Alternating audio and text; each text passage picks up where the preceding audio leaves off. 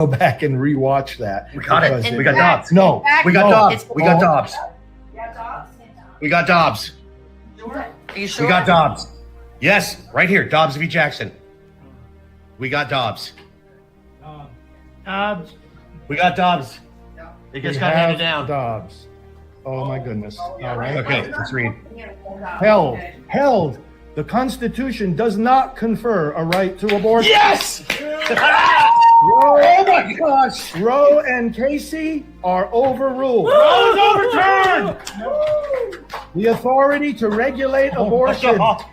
Oh my God! Yes! Oh, praise you, Jesus! The authority to regulate abortion is returned to the people. Oh my God! The people and their elected representatives. Thank you, Roberts concurs in Yes, the 6-3. We won. Janet, what do you think? Larry. Oh, I'm like, as they say in Yiddish, the clowns crying. Oh my goodness. Over 30 years of my life, I've worked for this moment. And I just remember, Father, before Norma passed us on the phone, talking to her and promising her we would work to see this happen. And Norma, we did it. We did it. Everyone did it. The entire pro-life movement did it.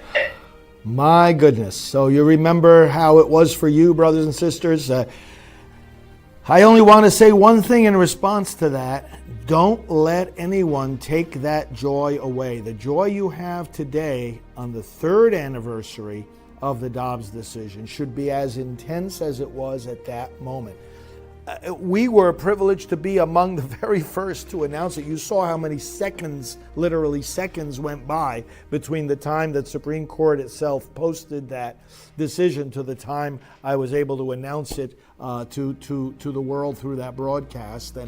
And the news began to multiply. We were at the National Right to Life Convention, and so when I read what you just heard me say, it was in a hallway full of pro-life activists from around the country who were likewise waiting for the decision. But the joy of that day is something we should be holding on to and experiencing still now. It's not something we should deprive ourselves of. It's not something we should let anybody else deprive us of, because this is a real victory.